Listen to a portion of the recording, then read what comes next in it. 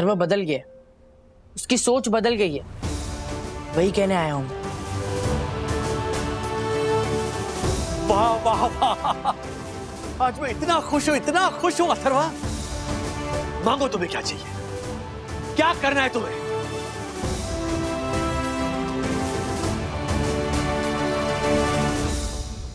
शादी।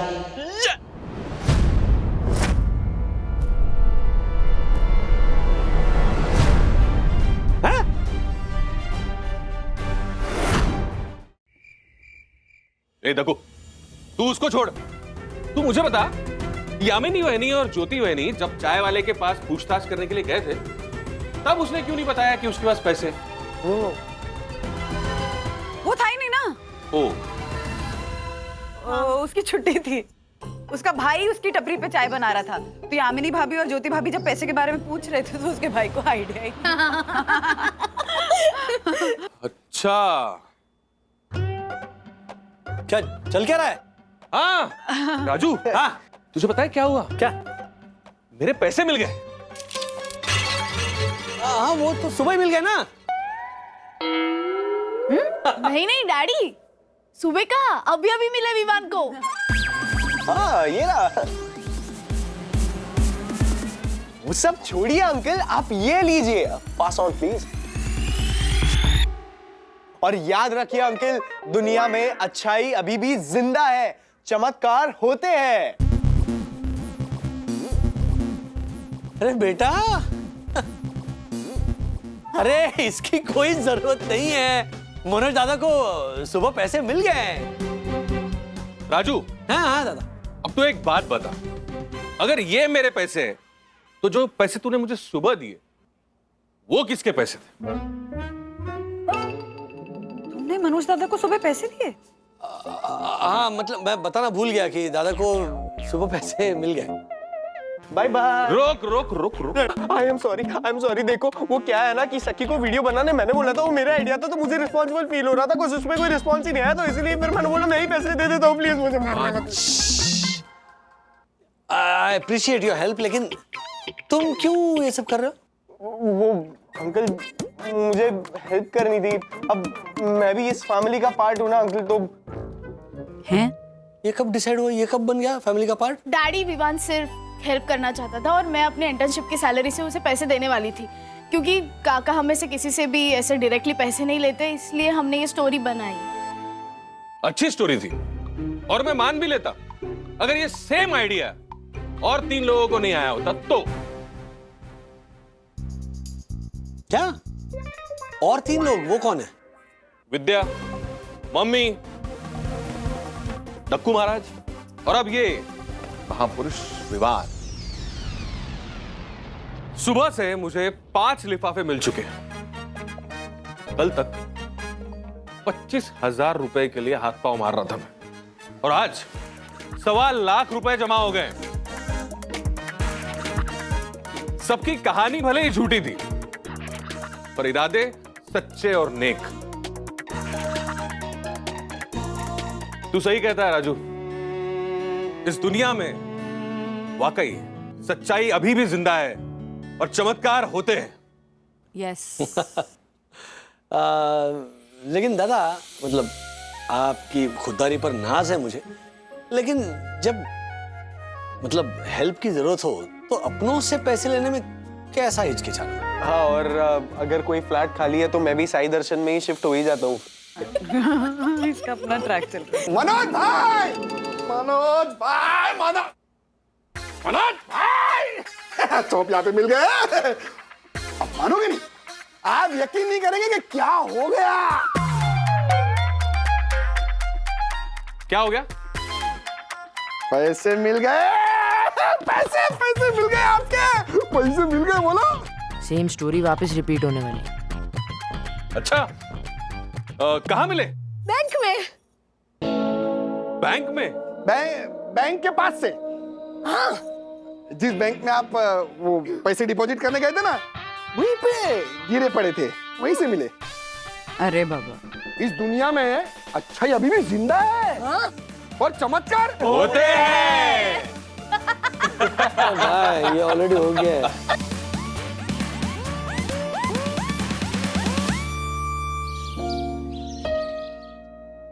आप सानिया, वो पिरामिड कंस्ट्रक्शंस की फाइल मेरे टेबल पर होनी चाहिए शाम तक। मैं कमिंग सर।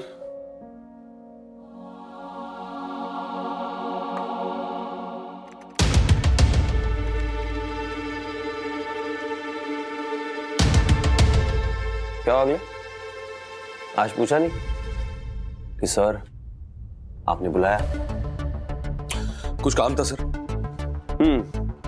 ये चेक बैंक में अर्जेंटली डिपॉजिट कर दो। ठीक है, वो नए वाले बैंक अकाउंट में आपकी वाइफ के? नहीं, तुम्हारे पर्सनल अकाउंट में। तो अगले ओपन द एनवेलप।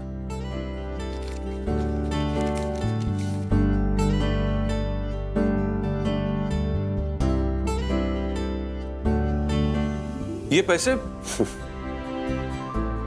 मैंने दोबारा एंट्रीज चेक की और तुम सही थे। तुमने 8 दिन नहीं बल्कि 16 दिन ओवरटाइम किया था। सो यस, ये तुम्हारी पेंडिंग अमाउंट है और it's all yours. Thank you sir. पागले, अब ऐसे खड़े मत रहो, गो बैक टू वर्क।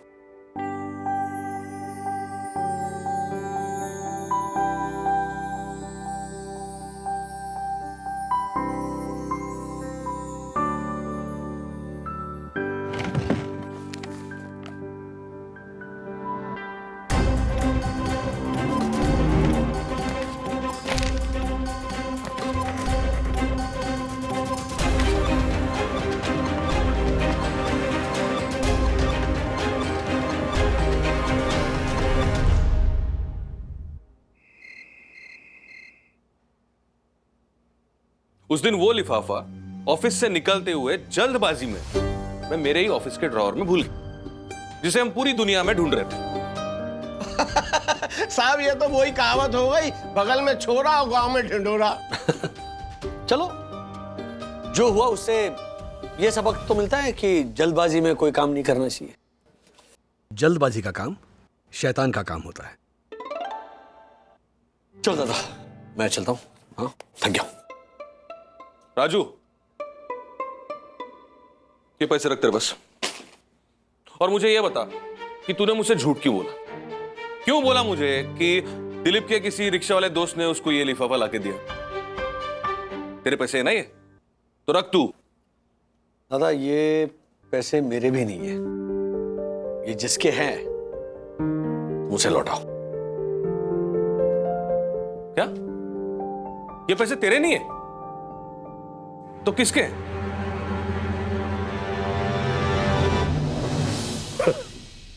फिर से भिंडी। हाँ मनोज, खाना लगाया देख। उस दिन तुझे भिंडी नहीं खाने को मिली ना, तो विद्या ने आज तेरी पसंद की भिंडी फिर से बनाई। आजा।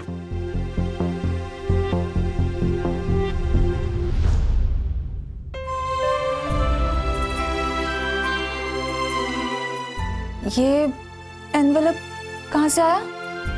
इनसे पूछो। कमाल है, आपने भी, और हमें बताया भी नहीं ना। अच्छा, कैसे बताते?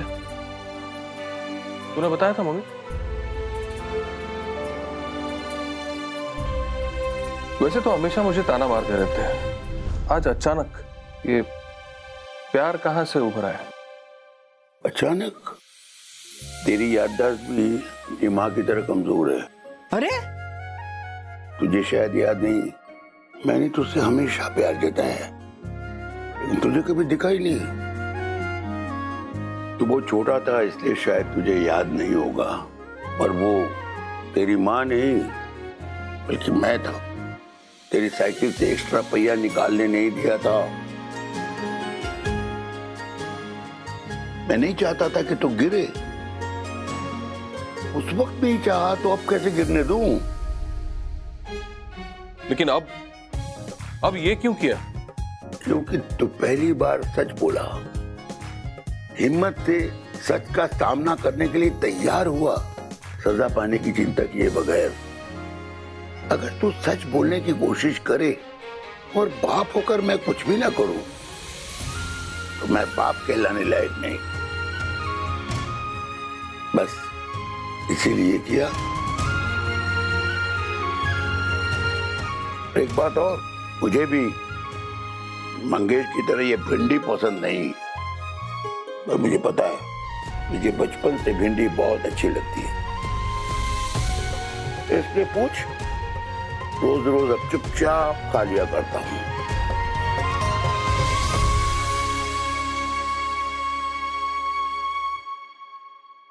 मेरे हाथ से खा के देखो।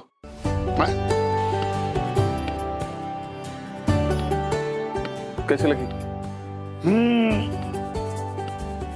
नमक फिर भी कम है। लो एक और खाओ।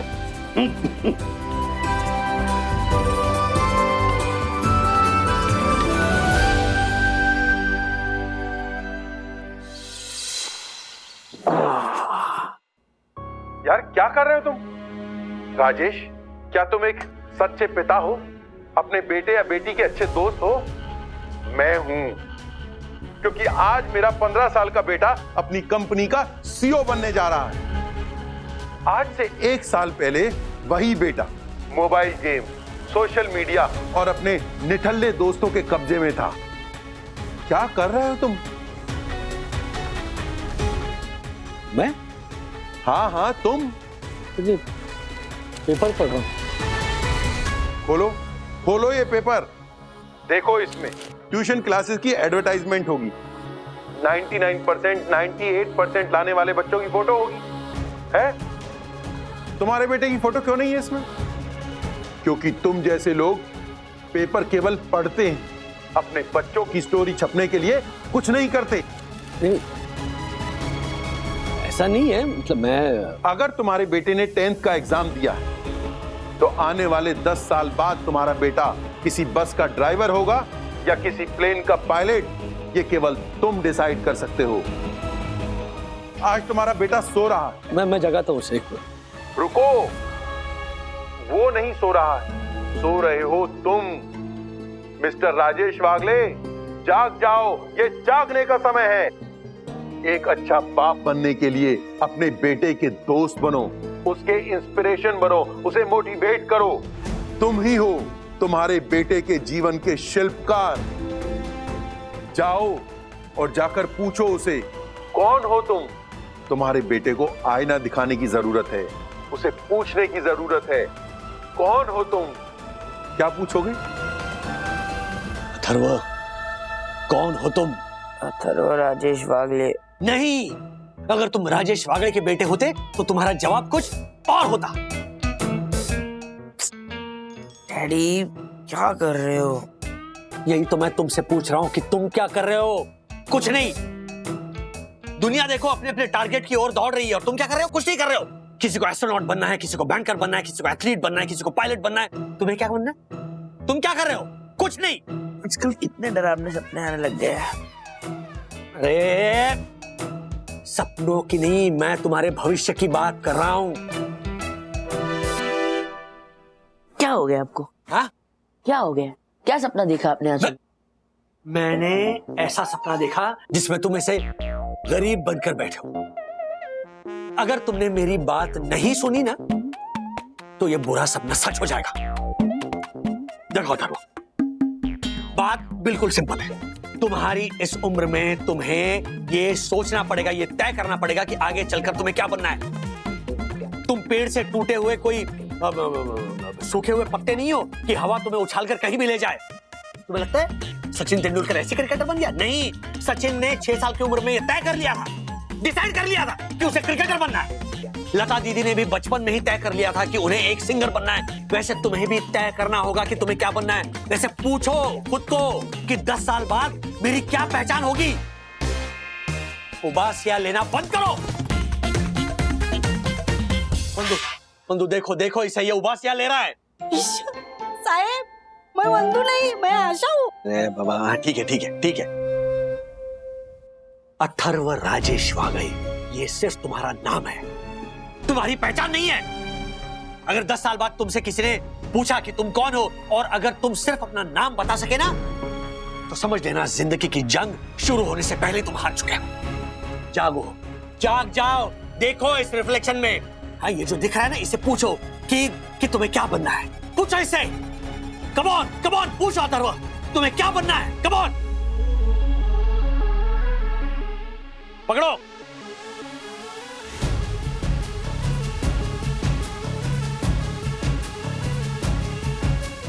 पूछो खुद को कि मैं कौन हूं, मैं क्या बनना चाहता हूं।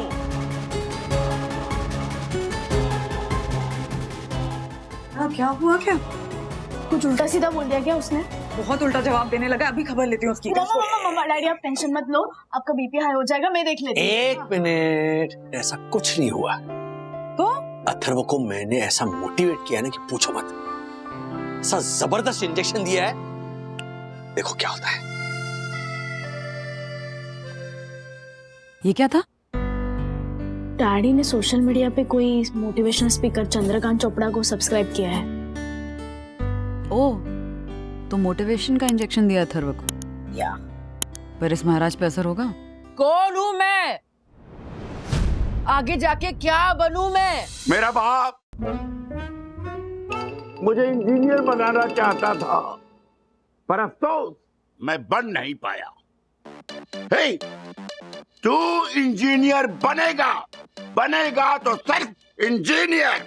इंजीनियर? पर कौन सा दादाजी? सिविल, मैकेनिकल, सॉफ्टवेयर या फिर एरोनॉटिकल? ब्रो, ये सब पुराना हो चुका है, पुराना। तू आज का नहीं कल का सोच। तू डेटा साइंटिस्ट बन या फिर प्रोफेशनल हैकर बन, क्योंकि जो हमारे घर पर फैन रिपेयर करने वाला आता है वो भी इंजीनियर है। तो कोई फायदा नहीं है इंजीनियर बनकर ब्रो। हाँ, ये बेस्ट होगा। No no no no no, hacker नहीं। हैकर बनोगे तो पुलिस पकड़ के ले जाएगी, समझे? तुम मेरी तरह एडवोकेट बनोगे, एडवोकेट, समझे? नहीं नहीं नहीं, एडवोकेट नहीं अथर्व। एडवोकेट बनोगे तो धमकियां मिलेंगी, कोई किडनैप कर लेगा तुम्हें। उससे अच्छा शेफ बनो, शेफ, क्योंकि लोगों को खाना खिलाना पुण्य का काम होता है, समझे? शेफ। अथर्व, फोकट का हॉर्न बजाने में किसी का कुछ नहीं जाता। तुम बनोगे तो सिर्फ मेरे जैसी महान अभिनेत्री, सॉरी, मेरे जैसा महान अभिनेता, मेरे जैसा महान अभिनेता, मेरे जैसा महान अभिनेता। नहीं अथर्व, तू ना मास कम्युनिकेशन या किसी मीडिया में स्पेशलाइजेशन करके किसी न्यूज चैनल का हेड बन। ओके। अथर्व बेटा, तू इसकी मत सुन, तू मेरी बात सुन। ये न्यूज वाले क्या करते हैं? इधर की बात उधर करते हैं, उधर की न्यूज इधर करते हैं, है ना? तू जा डॉक्टर बन। देख, हमारे घर में दो पेशेंट है कि नहीं? दोनों की फीस बच जाएगी ना अगर तू डॉक्टर बनेगा तो। समझ में आई बात तेरे? छोटे, मैं बोलता हूँ बाकी सारे प्रोफेशन को कल्टी देके तू क्रिकेटर बन जा। क्या है, आज का हर एक क्रिकेटर मॉडल बन जाता है, मतलब आम के आम, गुठलियों के भी दाम। Chef Atharva, chef. अच्छा, शेफ नहीं बनना है तो फौजी बनो, फौजी। हाँ, तेरी हाइट कितनी अच्छी है, तू ना बास्केटबॉल प्लेयर बन। तुम सिर्फ एडवोकेट बनोगे, एडवोकेट। तू डॉक्टर बनेगा, तू डॉक्टर बनेगा। तू प्रोफेसर बन। तू क्रिकेटर ही बनेगा। हाँ, फौजी नहीं बनना है ना तो आईपीएस ऑफिसर। ओके, तू बास्केटबॉल प्लेयर ही बन, नहीं तो बॉडी बिल्डर बन। Data scientist, professional hacker. अरे बस करो सब लोग। इंसान हूं मैं, एक ही जीवन है मेरा, क्या क्या बनूं? अभी तक जवाब नहीं मिला ना?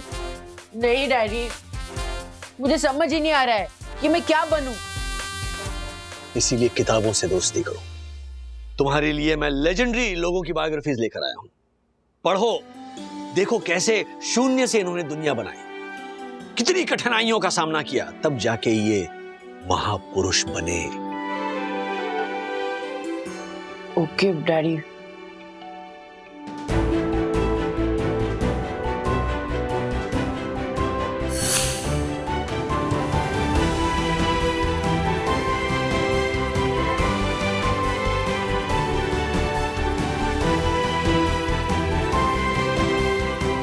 कुछ भी करके मैं कल सबको बता दूंगा कि मैं क्या करने वाला हूं।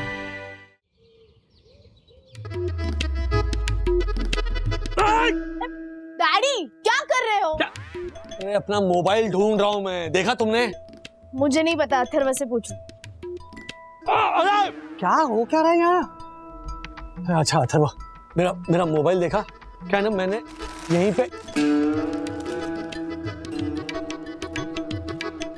ये सारे रैपर्स यहाँ पर किसने ठूस कर रखे हैं?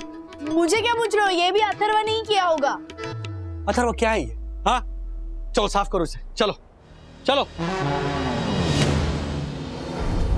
आप लोगों का दिमाग ठिकाने पर तो है?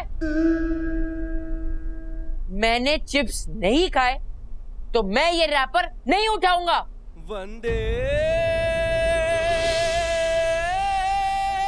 मातरम। डैडी, हाँ? ये हिस्ट्री में सेम ऐसे किसी ने कहा था ना? मैंने मूंगफली नहीं खाई, मैं छिलके नहीं उठाऊंगा। लोकमान्य बाल गंगाधर तिलक। नहीं, अथर्व राजेश वागले। तको अंकल, आप बिल्डिंग के सेक्रेटरी हो ना, तो चलो मैं आपको इक्वालिटी के बारे में कुछ बताता हूँ। ये बिल्डिंग का जो गार्डन है ना, वो सबके लिए है, लेकिन बच्चों का सबसे पहला हक है उस पे। जब बड़े बच्चे आते हैं तो छोटे बच्चों को हटा देते हैं, फिर जब बुजुर्ग लोग आते हैं वो लोग वैसे ही बच्चों को हटा देते हैं। मैं बच्चा हूँ इसलिए आप हमें अवॉइड नहीं कर सकते हो। मैं आऊंगा और आंदोलन करूंगा और आपको लीगली समझाऊंगा कि बच्चों के क्या क्या हक होते हैं, समझे? बाय।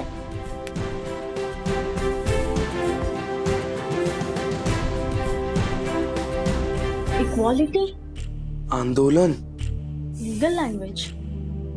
डॉक्टर बाबा साहेब अम्बेडकर।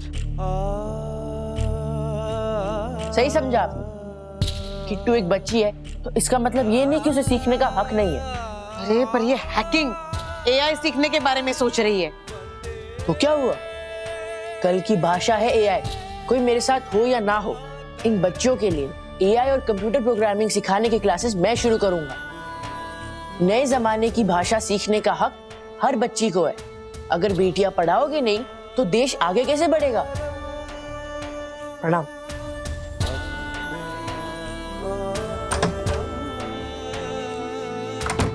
इससे क्या हो गया? बेटियों की शिक्षा, महात्मा ज्योतिबा फुले। यस।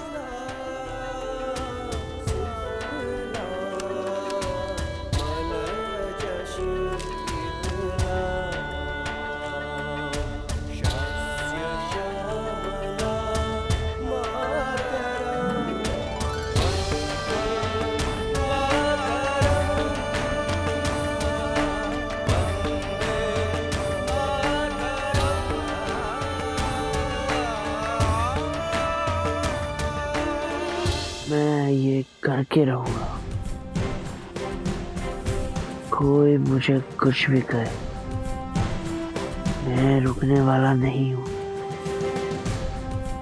कोई मुझे रोक नहीं सकता। मैं सबको बताऊंगा मुझे क्या करना है। अब मुझे कोई नहीं रोक सकता। मैं किसी की सुनने वाला नहीं। जो करना है मैं सबको बताऊंगा। मैं जो कर वो कर।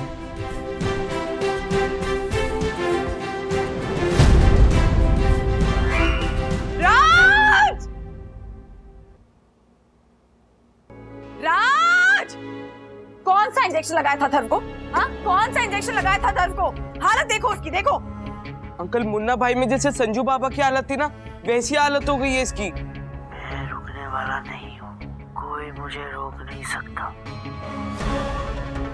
मैं सबको बताऊंगा मुझे क्या करना है। अरे इंजेक्शन मैंने नहीं लगाया है, महान लोगों की बायोग्राफीज पढ़ने का नतीजा है।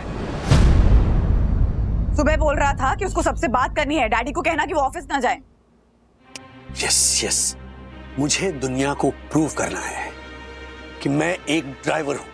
हैं? हाँ, मतलब अथर्व की जिंदगी की कार मैं ड्राइव करूंगा और करता रहूंगा। गाइस, अब हमें अथर्व के भविष्य की चिंता करने की कोई जरूरत नहीं है। मुझे उस महान टीचर जैसा फील हो रहा है, जिसका एक बिगड़ा हुआ स्टूडेंट पुलिस इंस्पेक्टर बन गया हो। मुझे गारंटी है कि अथर्व महान आदमी बनेगा। अब मुझे सब कुछ तो साफ साफ दिख रहा है। लोग हमें अथर्व के नाम से पहचानने वाले। डैडी, मैं आपका एंथुजियाज्म समझ सकती हूँ, लेकिन भूलना मत कि वो अथर्व है। बैकफायर होने के भी चांसेस है। क्या बोल रही हो उल्टा पुल्टा? शुभ शुभ बोलना। मैं बस अलर्ट कर रही थी। नेगेटिव बातें मत सोचो, सब कुछ पॉजिटिव होने वाला है।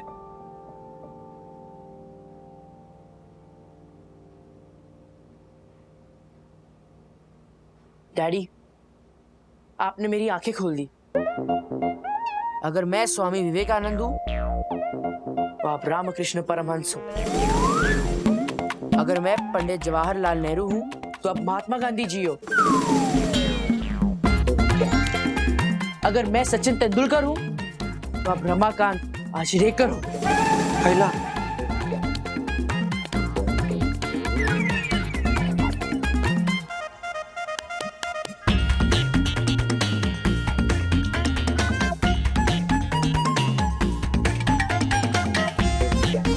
इतनी किताबें पढ़ने के बाद मुझे फाइनली रियलाइज हो गया है कि मैंने मेरी जिंदगी का बहुत इंपॉर्टेंट टाइम बर्बाद कर दिया है।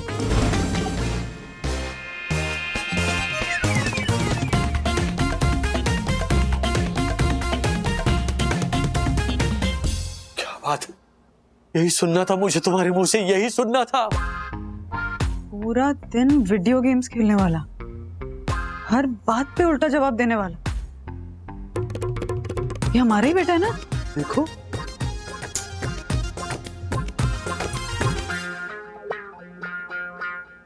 अथर्व ब्रो, अब तुझे देखकर ऐसा लगता है कि तू कोई और है। अथर्व बदल गया, उसकी सोच बदल गई है, वही कहने आया हूं। वाह वाह वाह, आज मैं इतना खुश हूं अथर्वा। मांगो तुम्हें क्या चाहिए, क्या करना है तुम्हें?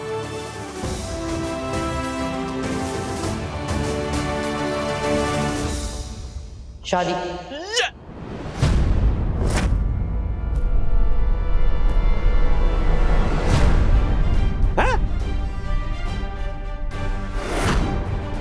What? क्या? Bro, are you serious? Yes bro, I am serious. सही सुना आप लोगों ने, मुझे शादी करनी है। शादी, विवाह, मैरिज,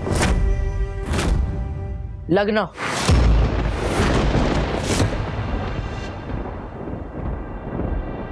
दिमाग खराब हो गया क्या तुम्हारा? क्या बोले जा रहे हैं? मैंने क्या बोला? बस मम्मी, यही वो फर्क है जिस वजह से आज तक हमारा नाम अखबार में नहीं आया है और उन महान लोगों से इतिहास लिखा गया है। पता है क्यों? क्योंकि उन महान लोगों की जब बचपन में शादी हुई थी तब उनकी मम्मा इस तरह गुस्सा नहीं हुई थी। एक थप्पड़ पड़ेगा, दिमाग ठिकाने में आ जाएगा तेरा। एक मिनट, इसे अपनी बात तो पूरी करने दो। एक मिनट रुको। अथर्वा, इन महान लोगों की बायोग्राफीज पढ़ने के बाद तुम इस कंक्लूजन पर आए हो? यस। हम लोग पढ़ाई क्यों करते हैं? अच्छे मार्क्स पाने के लिए। अच्छे मार्क्स लाके क्या मिलता है? अच्छे कॉलेज में एडमिशन होती है। एक अच्छे कॉलेज में एडमिशन होने के बाद क्या होता है? एक अच्छी नौकरी लग जाती है और एक अच्छी नौकरी लगने के बाद क्या होता है? शादी, है ना? इसका मतलब एक अच्छी बीवी पाने के लिए एक अच्छी नौकरी होनी चाहिए। तो हम इतनी मेहनत, इतनी स्ट्रगल एक अच्छी बीवी के लिए करते हैं। अगर वही अच्छी बीवी हमें ये सब करने के पहले ही मिल जाए तो?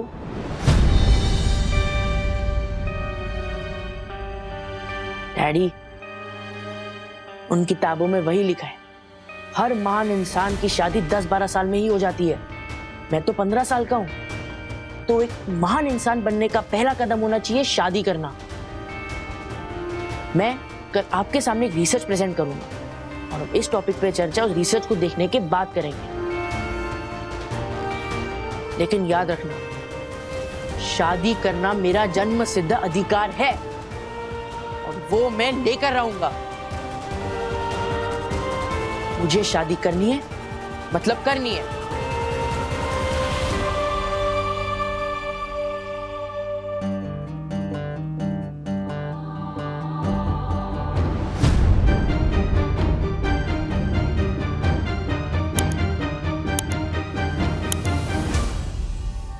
दादाजी, क्या आपको पता है कि जब आपके दादा दादी की शादी हुई थी तब उनकी उम्र क्या थी?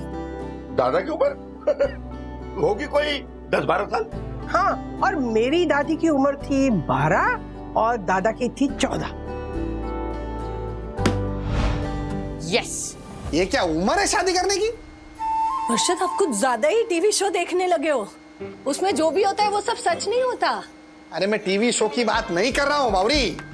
कल से हमारी सोसाइटी में जो शो शुरू होने वाला है ना, मैं उसकी बात कर रहा हूँ। अथर्व की शादी। अरे तो इसमें गलत क्या है पापा?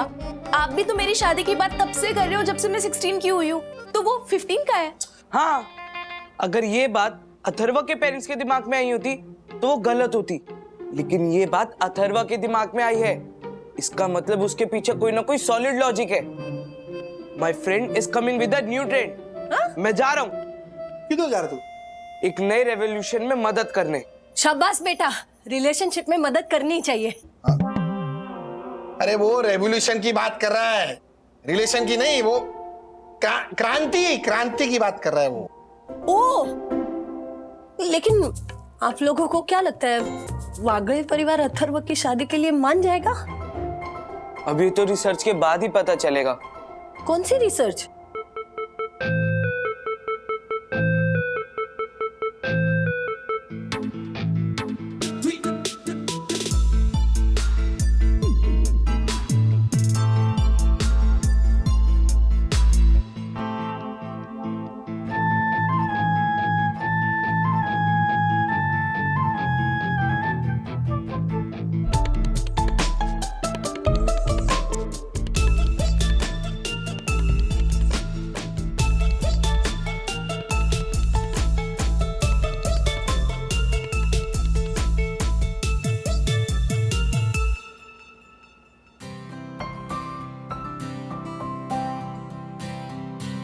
अरे वाह, कौन सा ड्रेस पहनूं अथर्व भैया की वेडिंग में? एक्चुअली मुझे हल्दी और वेडिंग सेरेमनी के लिए ना 2 और ड्रेस चाहिए। बंद करो ये क्या लगा रखा है? ओह माय गॉड, परम पूजनीय वन्ना भाभी पर क्या बीत रही होगी। अपने बेटे के रिजल्ट के गुण देखने की उम्र में वो अपना नारी अपने बेटे की जन्म कुंडली के गुण देख रही है। नहीं हुई है शादी अभी। क्या? घोड़ी? हमें शादी के लिए घोड़ी नहीं चाहिए।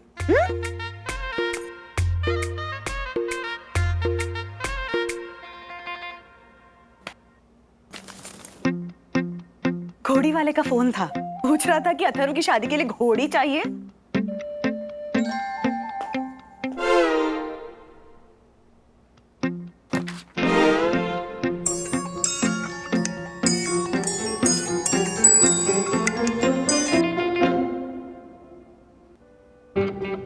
घोड़ी छोटी लग रही है तो हाथी भिजवा दूं।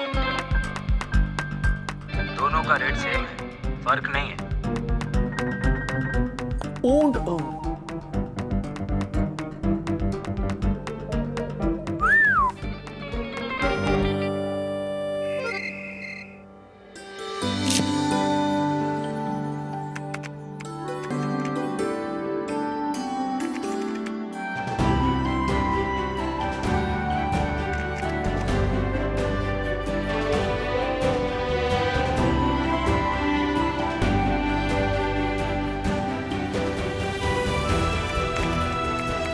वैसे हम ये सब रिसर्च कर क्यों रहे हैं? ताकि इन बड़े लोगों को समझ में आए। मेरा ये डाटा ना प्रूव कर देगा कि विवाह का आइडिया कितना सही है। मुझे पूरा यकीन है कि ये लोग तेरी शादी के लिए हाँ कर देंगे।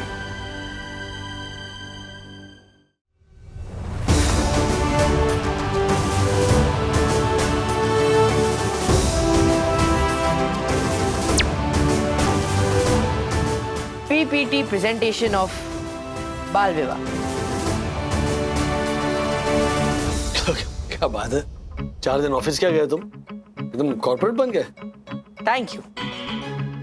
हमारे सोसाइटी के 80% दादा दादियों की शादी तब हुई थी जब वो 10-12 साल के थे। तो ये है उन दादा दादियों के दादा दादी की डेटा रिसर्च। एक मिनट, दादा दादियों के दादा दादी मतलब ग्रेट ग्रेट ग्रैंड पेरेंट्स। मैंने पहले ही भविष्यवाणी की थी, ये पूरा प्रोजेक्ट बैकफायर होने वाला है। साइलेंस।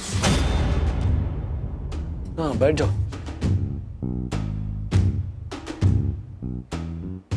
बाल विवाह के अपने कुछ फायदे हैं।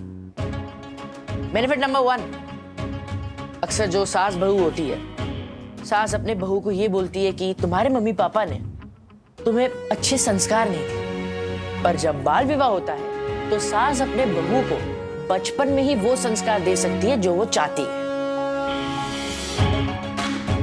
बेनिफिट नंबर 2, आपने वो डायलॉग तो सुना ही होगा, जब बेटे की शादी हो जाएगी तो बेटा सुधर जाएगा, देख लेना।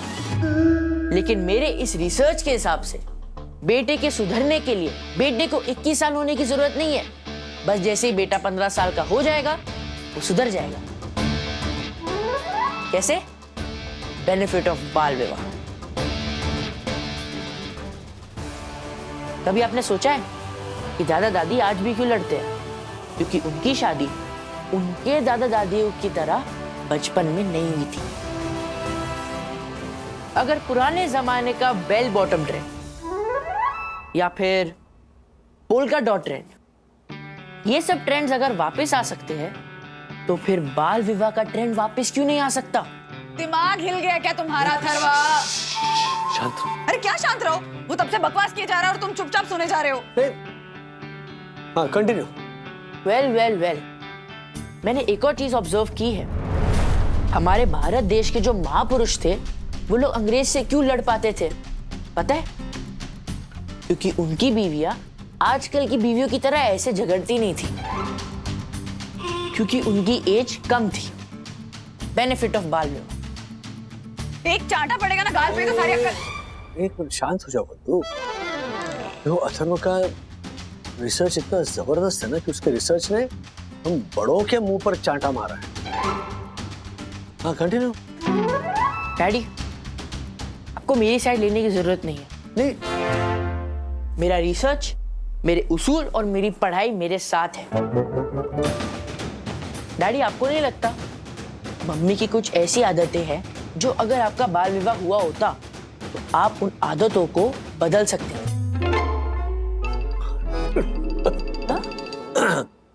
हाँ? मम्मी की? एनीवे, कोई जबरदस्ती नहीं है। आप सबके पास 24 घंटे है, आप डिसाइड करना और फिर मुझे अपना फाइनल डिसीजन बता देना। आपके फाइनल डिसीजन के बगैर मैं कोई कदम नहीं उठाऊंगा। इस घर में शहनाई तभी बजेगी जब आप सब लोग रेडी होंगे। प्रणाम।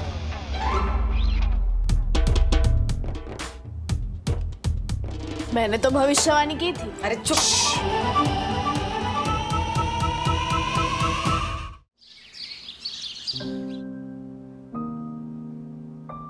Congratulation sir. क्यों?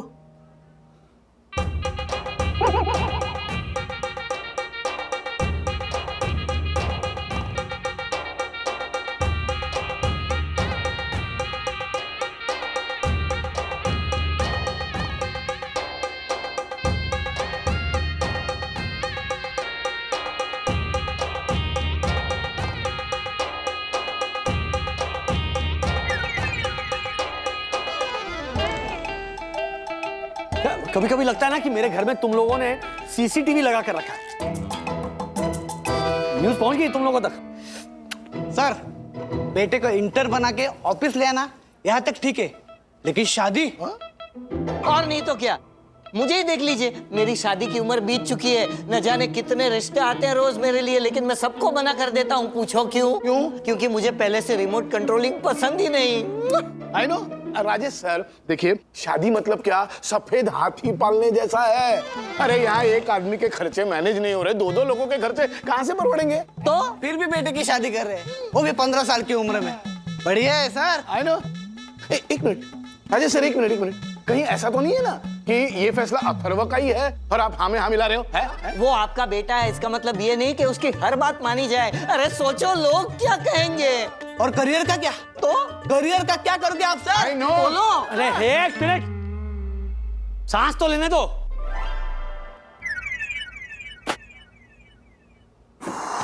सांस ले लो, लेकिन फैसला भी आज ही लो। I know. और सर नए कपड़े भी तो सिलवाने पड़ेंगे। और सर मेहंदी पे कौन से गाने पे डांस करना है वो भी तो सोचना होगा ना। और शादी में खाना क्या होगा उसका मेन्यू तो मैं ही डिसाइड करूंगा ना। I know. मैं 3 तक गिनूंगा, उसके पहले तुम तीनों यहां से गायब हो जाओ। 1 2 3। लॉजिक में पकड़ा है अथर्व ने, इस लॉजिक पर किसी मैजिक से तोड़ निकालना होगा। ऐसे और भी मजेदार वीडियो के लिए हमारे चैनल को लाइक, शेयर और सब्सक्राइब करें।